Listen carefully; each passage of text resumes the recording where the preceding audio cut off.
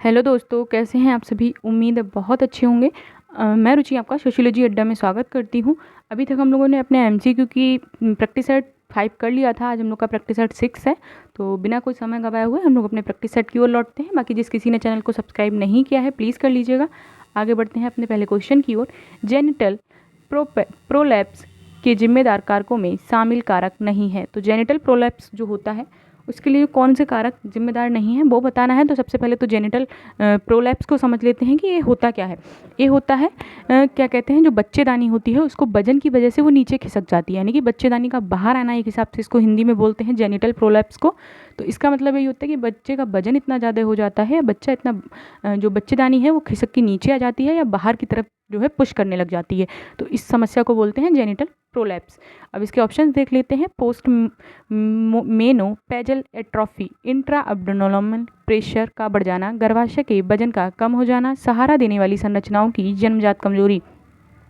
तो अभी मैंने आपको बताया जेनिटल प्रोलैप्स क्या है कि जो वजन होता है वो बढ़ जाता है। तो गर्भाशय के वजन का कम हो जाना, यानी कि ऑप्शन सी गलत है, इसमें कारक नहीं पूछा गया है। तो ऑप्शन सी आपका क्या हो जाएगा, इसका सही, इस क्वेश्चन का सही आंसर क्या है, ऑप्शन सी। इसमें वजन कम नहीं होता है, गर्भाशय का वजन बढ़ जाता है, इसलिए गर्भाशय जो है नीचे की ओर खिसक जाता है।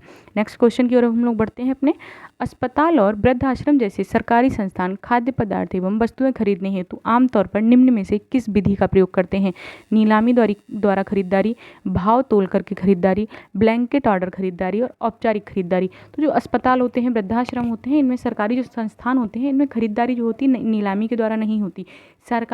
सरकार जो होती है किसी की संपत्ति को नीलाम करवाती है, लेकिन ये लोग कुछ भी वस्तुएं खरीदते हैं तो वो नीलामी द्वारा नहीं खरीदते, ना ही भाव तौल करके। क्योंकि हॉस्पिटल में आप जाएंगे, आप दवाई के बोलते हैं कि 100 रुपये की दवाई है 90 ले लीजिए, नहीं ना, तो भाव तोल करके भी खरीदारी नहीं की जाती है। ब्लैंकेट ऑर्डर खरीदारी का मतलब होता है कि सील पैक खरीदारी भी हम लोग नहीं करते हैं। बाकी औपचारिक खरीदारी की जाती है। इसमें औपचारिकता होती है कि उसने बोला 100 रुपये तो सीधे 100 रुपये। जहाँ भाव तोल करेंगे वहाँ 2-4 बातें करते हैं, वो अनौपचारिक जैसा परिभाषा बन जाती है। तो औपचारिक खरीदारी, ऑप्शन डी आपका सही हो जाएगा यहाँ। आगे बढ़ते हैं नेक्स्ट क्वेश्चन पे। खेलकूद पोषण किसी डैश डैश में सुधार के किसी की डैश डैश सुधार के संबंध में पोषण और भोजन के अध्ययन और अभ्यास है। एथलेटिक निष्पादन, मतहीन निष्पादन, मध्यम निष्पादन, उक्त में से कोई नहीं। तो जो खेल कूद में पोषण दिया जाता है तो एथलीट होता है, खेल कूद करना या कुछ भी करना, तो एक क्या है, प्रोटीन वाला डाइट का काम हो जाए। एथलीट की बात हो रही है तो ऑप्शन ए सही हो जाएगा। इसमें बहुत सोचने वाली बात मुझे लगती नहीं है। एथलीट निष्पादन मतलब वही है कि आपकी ऊर्जा खत्म होती है खेलने कूदने से, तो एथलेटिक हैं आप, तो ऑप्शन ए सही हो जाएगा इसमें। आगे बढ़ते हैं नेक्स्ट क्वेश्चन पे। बच्चे की भाषा का विकास प्रभावित नहीं होता है, किससे नहीं प्रभावित होता है हम लोग को वो बताना है। तो परिपक्वता से बिल्कुल प्रभावित होता है कि जब बच्चा परिपक्व होगा उसकी भाषा शैली उतनी अच्छी होती जाएगी। स्वास्थ्य से बिल्कुल बच्चे का स्वास्थ्य खराब है तो भाषा शैली क्या है, विकसित सही समय पे नहीं हो पाएगी। प्रेरणा से भी प्रभावित होती है, जैसे घर में जो भाषा बोली जाएगी तो बच्चा उससे प्रेरित होकर ही भाषा प्रयोग करेगा।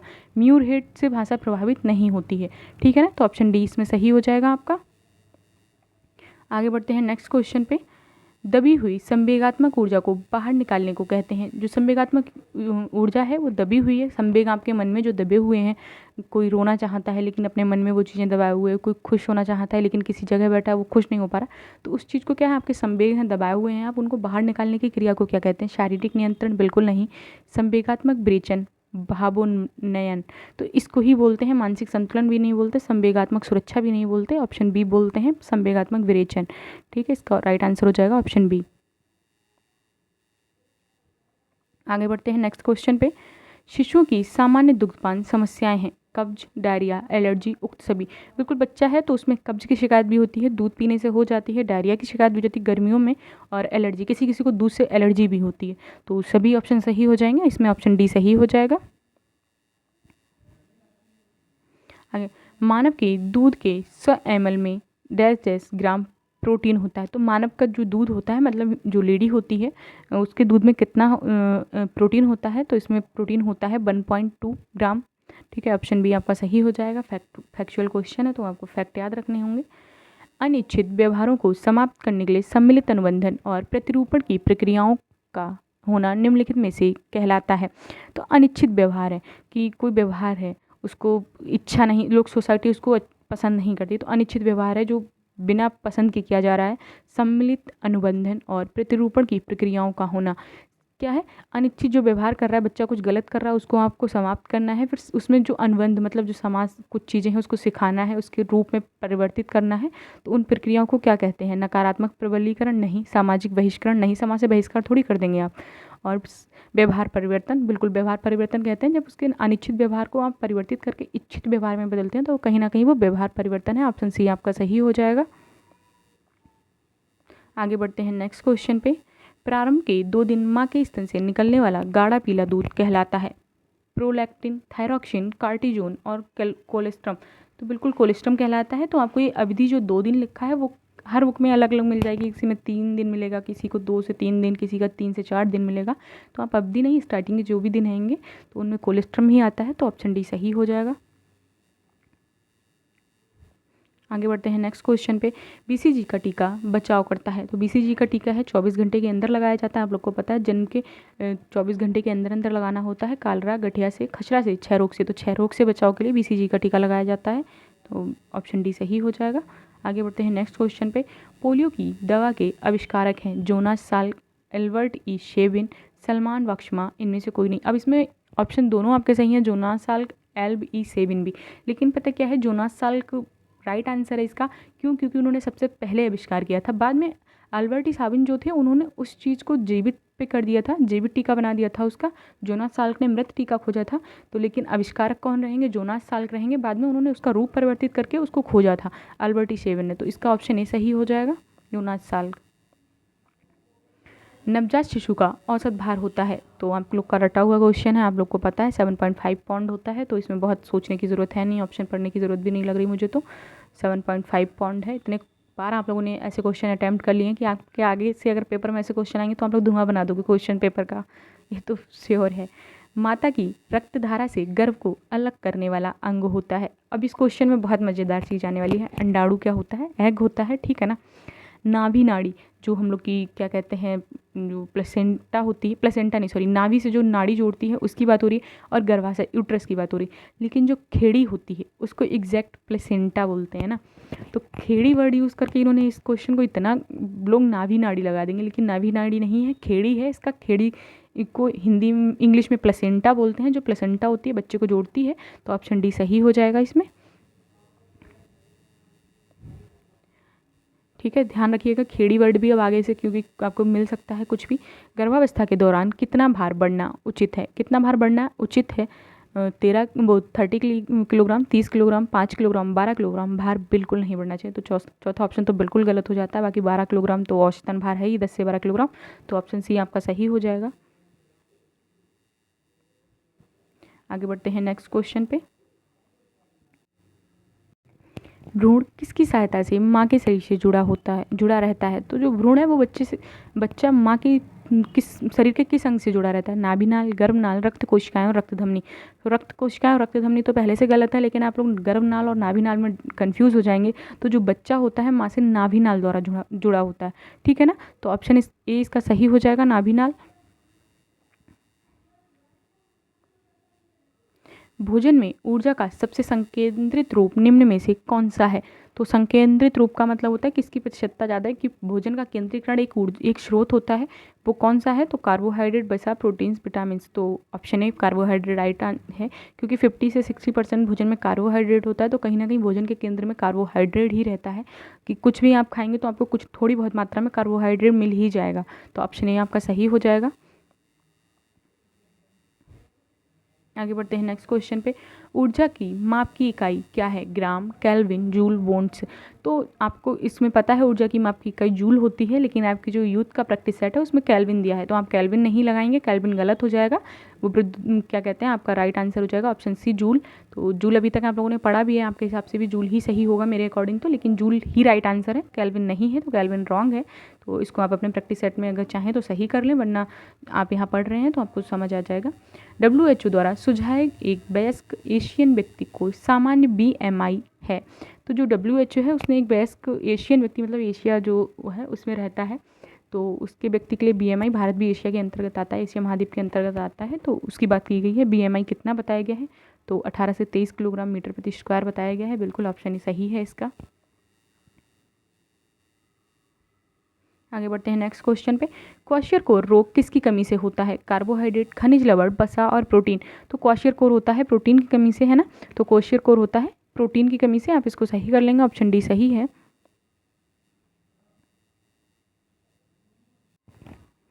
आगे बढ़ते हैं नेक्स्ट क्वेश्चन पे। वसा की मात्रा किस स्थिति में बढ़ा दी जानी चाहिए? तो वसा की मात्रा किस स्थिति में बढ़ा दी जानी चाहिए? हृदय संबंधी रोग में, कुपोषण में, मधुमेह में, सुपोषण में। तो अगर हृदय संबंधी रोग में बढ़ा देंगे तब भी वसा की मात्रा क्या है, जो नसें हैं उसको ब्लॉक करने लग जाती है। मधुमेह तो बिल्कुल फैट कम दिया जाता है। और सुपोषण की स्थिति में क्या अतिपोषण हो जाएगा फिर तो, है ना। तो ऑप्शन बी सही हो जाएगा, कुपोषण राइट आंसर हो जाएगा इसका।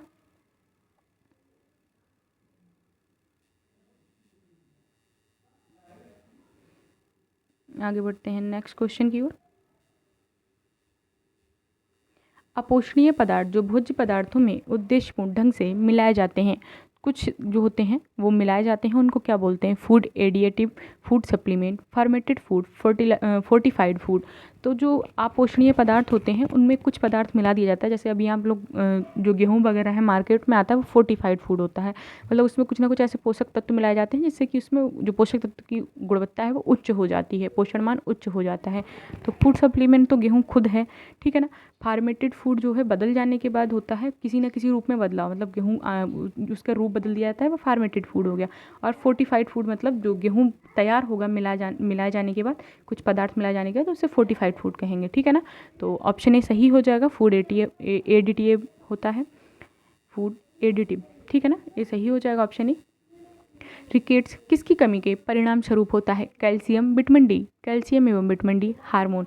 तो जो रिकेट्स रोग होता है वो कैल्शियम और विटामिन डी की कमी से होता है। ऑप्शन सी आपका सही हो जाएगा यहाँ पे, कैल्शियम एवं विटामिन डी की कमी से। निम्न में से कौन सा प्रोटीन का आवश्यक घटक है जो रेटिना रिसेप्टर्स में प्रकाश को अवशोषित करता है? तो प्रोटीन का आवश्यक घटक हम लोगों को बताना है जो रेटिना और क्या कहते हैं रेटिना रिसेप्टर्स में प्रकाश को अवशोषित करता है। जो रेटिना है उसकी आँख जो है वो प्रकाश को अवशोषित कर लेती है, वो हम लोग को बताना है। तो इसमें राइट आंसर बताना है कैथेप्सिन, रेडोप्सिन, कार्निया और किसिन। ये आँख के पार्ट दिए हुए हैं आपको, लेकिन जो रोडोप्सिन है वो क्या है, प्रकाश को अवशोषित करता है, आँखों को बहुत ज़्यादा इफेक्टेड नहीं होने देता है। रोडोप्सिन सही आंसर हो जाएगा आपका। आगे बढ़ते हैं नेक्स्ट क्वेश्चन की ओर। डीपीटी का टीका कैसे दिया जाता है? मुंह से, चमड़े के नीचे में, मांसपेशियों में, नसों में। तो जो डीपीटी का टीका होता है वो मांसपेशियों में दिया जाता है, ठीक है। ऑप्शन सी आपका सही हो जाएगा। आगे बढ़ते हैं नेक्स्ट क्वेश्चन पे। ब्यूटाइलेटेड हाइड्रोक्सी एनीसोल BHA है। तो जो ब्यूटाइलेट हाइड्रोक्सी एनीसोल है वो क्या है? तो सिक्वेस्ट्रेंट, पाइसी कारक अभिकर्ता, एंटीऑक्सीडेंट, रंगवर्ण अभिकर्ता। तो जो है वो एक्सीऑक्सीडेंट है, ठीक है, एंटीऑक्सीडेंट है, जिसको आप सही कर लेंगे। ऑप्शन सी सही है इसका, एंटीऑक्सीडेंट। आगे बढ़ते हैं नेक्स्ट क्वेश्चन पे। चूने वाला पान खाने से डैश डैश का ग्रहण अधिक होता है। तो चूने का पान खाने से किसका ग्रहण अधिक होगा? कैल्शियम, फास्फोरस, लौह, ऊपरी कोई नहीं। तो जो चूना होता है वो कैल्शियम का स्रोत होता है, उच्च स्रोत होता है। तो ऑप्शन ए सही हो जाएगा, कैल्शियम। आगे बढ़ते हैं नेक्स्ट क्वेश्चन पे। जल की स्थायी कठोरता दूर करने का उपाय है? उबाल कर, क्लार्क विधि द्वारा, कास्टिक सोडा द्वारा, कैलेगन विधि द्वारा। तो जो जल है उसकी स्थायी कठोरता दूर करने का उपाय है, उबाल कर भी दूर किया जाता है, लेकिन आपके में कैलेगन विधि द्वारा लिख रखा है। मुझे वो क्लार्क विधि, कास्टिक सोडा द्वारा और कैलेगन विधि द्वारा समझ नहीं आया। उबाल कर इसका राइट आंसर है। जल की स्थायी कठोरता को दूर करने के लिए उबाल दिया जाता है, जो जल है, सॉरी दूध नहीं, जल है, उसको उबाल दिया जाता है। तो राइट आंसर ऑप्शन ए हो जाएगा। आज माइंड स्टेबल नहीं है तो थोड़ा आप लोग को समझ आ रहा होगा, सॉरी फॉर दिस, लेकिन आपको क्वेश्चन एक्यूरेट सही करा रही हूँ, इसका ये मतलब नहीं है अगर मैं कुछ चीज़ गलत बोल रही हूँ या कुछ गलत जल्दबाजी में बोल जा रही हूँ तो उसको ये ना समझे कि मैं आपके क्वेश्चन पे फोकस नहीं है। बिल्कुल 100% फोकस है, आपके सही क्वेश्चन हो रहा है, हर एक ऑप्शन सही मिलेगा आपको। जहाँ कहीं ऑब्जेक्शन हो आप ग्रुप में बता सकते हैं। बच्चों के बौद्धिक विकास का क्रम संबंधित है अतिरिक्त से निश्चित की ओर, पूर्ण से अंश की ओर, ज्ञात से अज्ञात की ओर, सरल से जटिल की ओर। तो बच्चों का बौद्धिक विकास है उसका क्रम कैसे संबंधित है? तो जो बच्चा है पूर्ण से अंश की ओर विकास है, ज्ञात से अज्ञात की ओर नहीं होता, अज्ञात से ज्ञात होता है, सरल से जटिल नहीं, जटिल से सरल होता है, बाकी अंश से पूर्ण की ओर होता है। लेकिन ऑप्शन ए सही है, अतिरिक्त से निश्चित की ओर, ठीक है, ऑप्शन ए इसका राइट आंसर हो जाएगा। आगे बढ़ते हैं नेक्स्ट क्वेश्चन पे। एक रजोनिवृत्त महिला के लिए कैल्शियम की आरडीए होती है। तो कैल्शियम की मात्रा बतानी है। रजोनिवृत्त महिला मतलब जिसका पीरियड है वो आना बंद हो चुका है, तो इसलिए ऑप्शन ए सही हो जाएगा। 600 मिलीग्राम पर डे होती है इसकी कैल्शियम की मात्रा। आगे बढ़ते हैं नेक्स्ट क्वेश्चन पे। जिस दूध में ऐच्छिक स्वाद के विकास के लिए सूक्ष्म जीवों को मिलाया जाता है वह है। तो दूध है उसमें ऐच्छिक स्वाद के लिए मतलब अपनी इच्छा के अनुसार स्वाद करने के लिए सूक्ष्म जीवों को मिलाया जाता है, तो वह क्या होता है? बाष्पीकृत बिल्कुल नहीं, शुष्क भी नहीं होता, सांद्र होता है, सुसंस्कृत। तो राइट आंसर हो जाएगा ऑप्शन सी, सांद्र होता है। आगे बढ़ते हैं नेक्स्ट क्वेश्चन पे। नवजात को हीमोलाइटिक रोग डैश डैश के कारण होता है। तो हीमोलाइटिक रोग जो है वो क्यों होता है? आरएच असंगतता, हीमोग्लोबिन की कमी, ABO असंगतता, उक्त में से कोई नहीं। तो जो होता है RH फैक्टर होता है, उसकी असंगतता के कारण हीमोलाइटिक रोग होता है, ठीक है ना। RH फैक्टर की गड़बड़ी की वजह से होता है। ऑप्शन इसका सही हो जाएगा, RH असंगतता। खाली घोंसले का समय की अवस्था को कहते हैं। अब खाली घोंसले का मतलब होता है घर का खालीपन, ठीक है ना। सब भाई बहनों की शादी हो जाती है, आप एक ऐसी अवस्था में पहुंच जाते हैं जहां आपके घर को खालीपन होता है, तो उस अवस्था को कहते हैं मध्यावस्था। किशोरावस्था में तो आप खुद माता पिता के सानिध्य में होते हैं, ठीक है ना। तो इसका राइट आंसर हो जाएगा मध्यावस्था। आगे बढ़ते हैं नेक्स्ट क्वेश्चन पे। जबड़े, दांत और होठों की विकृति के कारण होता है। तो जो मध्यावस्था की आयु है वो 41 से 60 वर्ष की है, तो आप लोग इस चीज़ को याद रखेंगे, ठीक है। खाली घोंसले की आयु तो उसको बोलेंगे मध्यावस्था को। 41 से 60 वर्ष की आयु जो होती है उसे मध्यावस्था बोलते हैं। जबड़े, दांत और होठों की विकृति के कारण होता है स्टरिंग बड़बड़ाना, स्टैमरिंग हकलाना एवं वाक् स्खलन, क्लटरिंग अव्यवस्थित वाणी दोष, लिस्पिंग तुतलाना। तो जबड़े, दांत और होठों की विकृति के कारण क्या होता है? तो होता है क्लिटरिंग अव्यवस्थित वाणी दोष, ठीक है ना। ऑप्शन सी आपका सही हो जाएगा इसमें। आगे बढ़ते हैं नेक्स्ट क्वेश्चन की ओर। नवजात शिशु के लिए उपयोगी वस्त्र होते हैं। नए सूती व माड़ लगे होने चाहिए, पुराने सूती व कोमल होने चाहिए, कृत्रिम वस्त्र होने चाहिए, इनमें से कोई नहीं। तो नया सूती वस्त्र भी बच्चे के लिए हार्ड होता है, उसकी स्किन पे हार्श रहता है, कड़ा होता है एकदम से, आप उसको नया सूती वस्त्र लेंगे तो। लेकिन जो पुराना सूती वस्त्र होता है, धुल चुका होता है एक दो बार, वो क्या कोमल हो जाता है। तो ऑप्शन बी आपका सही हो जाएगा यहाँ पे, पुराने सूती व कोमल वस्त्र। यूरिये बोने फेनब्रेनर का सिद्धांत किसने दिया है? यूरी ब्रॉनफेनब्रेनर का सिद्धांत किसने दिया है? तो मानववादी परिप्रेक्ष्य, सोशियो बायोलॉजी, पारिस्थितिकीय प्रणाली सिद्धांत, सामाजिक सांस्कृतिक सिद्धांत। तो इसका सिद्धांत दिया है पारिस्थितिकीय प्रणाली सिद्धांत ने। ऑप्शन सी इसका सही हो जाएगा यहाँ पे। आगे बढ़ते हैं नेक्स्ट क्वेश्चन पे। पुनर्वलन का सिद्धांत किससे संबंधित है? तो पुनर्वलन का सिद्धांत दिया है स्किनर ने, और बाकी पाओला, कोलार और थांडाई के मैंने सिद्धांत लास्ट वीडियो में जो थी उसमें करा दिया था MCQ वाले में, तो मुझे ये ऑप्शन फिर से लगा नहीं समझाने वाला। आगे बढ़ते हैं। विशेष विवाह अधिनियम सन में बनाया गया। तो विशेष विवाह अधिनियम कब बनाया गया? तो 1954 में बनाया गया था, आप लोग को पता है, हिंदू विवाह अधिनियम से 1 वर्ष पहले। व्यक्ति की आवश्यकता पूर्ति में बाधक कारक है अज्ञानता, निर्धनता, सामाजिक मान्यताएं, इनमें से सभी, बिल्कुल सभी हैं। व्यक्ति अज्ञान होगा तब भी अपनी आवश्यकताओं की पूर्ति नहीं कर पाएगा, निर्धन होगा तब भी नहीं कर पाएगा, और सामाजिक मान्यताएं, कुछ समाज में ऐसी मान्यताएं हैं जिससे उनकी आवश्यकता की पूर्तियों में क्या है, बाधा उत्पन्न करती हैं। तो सभी हो जाएंगे, ऑप्शन डी सही हो जाएगा इसका। आगे बढ़ते हैं नेक्स्ट क्वेश्चन पे। परिवार कल्याण कार्यक्रम शुरू हुआ। तो परिवार कल्याण कार्यक्रम कब हुआ? तो 1977 में स्टार्ट हुआ था। ऑप्शन बी सही हो जाएगा इसमें। आगे बढ़ते हैं नेक्स्ट क्वेश्चन पे। पारिवारिक जीवन चक्र की अंतिम अवस्था कहलाती है खाली घोंसला, प्रसन्न घर, अमीर घर, पूर्ण घोंसला। तो जो पारिवारिक जीवन चक्र की अंतिम अवस्था होती है, इनकी वृद्धावस्था होती है, उसको पूर्ण घोंसला की आयु कहते हैं। पूर्ण घोंसला का मतलब होता है उसके विचार एकदम सीमित हो जाते हैं। बाकी जो खाली घोंसला की आयु मैंने 41 से 60 वर्ष मध्यावस्था को बताया था, उसमें होता है कि बच्चे जो इंसान होता है उसके विचारों में परिवर्तन बहुत तेज़ी से आता है, ठीक है ना। उसका मन कहीं ना कहीं खाली, क्योंकि वह 2 पीढ़ियों के बीच में आ चुका होता है उस आयु में, इसलिए उसको खाली घोंसला की अवस्था कहा गया है। बाकी पूर्ण घोंसला कहते हैं अंतिम अवस्था को। ऑप्शन डी सही हो जाएगा इसका। आगे बढ़ते हैं नेक्स्ट क्वेश्चन पे। सर्वप्रथम समाजशास्त्र शब्द का प्रयोग किस सन में किया गया? तो 1838 में किया गया था। 1838 में पहले इसको सामाजिक भौतिकी शब्द कहा जाता था। अगस्त काम्टे ने इसका नाम 1838 में समाजशास्त्र किया था। जो क्या कहते हैं, अगस्त काम्टे थे, उनकी बुक का नाम था सोशल फिजिक्स, यानी कि सामाजिक भौतिकी। तो एक जो एडोल्फ क्वेटलेट नाम के समाजशास्त्री थे, उन्होंने भी अपनी बुक का नाम क्या रख लिया था? सामाजिक भौतिकी रख लिया था, सोशल फिजिक्स रख लिया था। तो उन्होंने क्या कहा, अगर अगस्त कामटे थे, उन्होंने अपनी बुक का नाम 1838 में बदल के सोशल फिजिक्स से सोशियोलॉजी कर दिया था। तभी 1838 में समाजशास्त्र शब्द का प्रयोग किसने किया, सबसे सर्वप्रथम अगस्त कामटे ने किया, 1838 में किया, समाजशास्त्र सोशल फिजिक्स की जगह पे, ठीक है ना, सामाजिक भौतिकी की जगह पे। निम्नलिखित में से किस प्रकार की दवाओं का उपयोग अपच के इलाज के लिए किया जाता है, तो एनालेजिलिक, एंटीसेप्टिक, एंटासिड, एंटीबायोटिक। तो बाकी सब तो नहीं, जो हम लोग की बॉडी में एसिड अधिक बन जाता है तो अपच की शिकायत हो जाती है, तो हम लोग क्या लेते हैं उसके विरोध में एंटासिड लेते हैं, जो एसिड को समाप्त कर सके। बाकी इनो हो गया आपका, और जो दवाएं चलती हैं आप लोग 6 सेकंड में पिए और फ़ायदा होगा, तो वो सब क्या होती है, एंटासिड होती हैं।